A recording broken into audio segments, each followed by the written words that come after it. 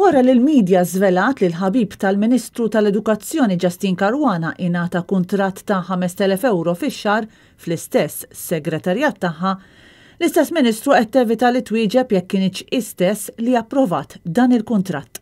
Onorevoli, min approva il-kuntratt ta' Daniel Bogdanovic? Mela l-kummenti nagħtihom fil-fora opportun. Jiena ġurnalista qed nistaqsi min approva il-kuntratt. Inti approvajtu Ministru. Daniel Bogdanovic ftit ta' xhur ilu ingħata kuntratt biex idur fl-iskejjel u jagħti pariri fil-qasam sportiv, fosthom biex ikun hemm titjib fl-Iskola Nazzjonali tal-Isport. Dan minkejja li l-istess Bogdanovic ma jidirx li għandu kwalifiċi fil-qasam edukattiv. Il-Ministru Caruana baqgħet siekta anke wara li l-Prim Ministru waqqaf il-kuntratt tal-ħabib tagħha xahar qabel l-iskadenza tiegħu.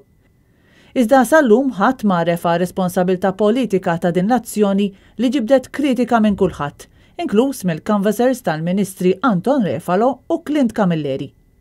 Bħal f'ħafna każi fl-aħħar snin ta' Gvern Laburista, anke Justyne Caruana jidher li miseġġor ebda tip ta' responsabilità politika minkejja li meta waqqaf il-kuntratt, Robert Abela prattikament ammetta li dan kien kuntratt li qatt ma kellu jingħata mill-Ministeru tal-Edukazzjoni lill-ex plejer tal-futbol.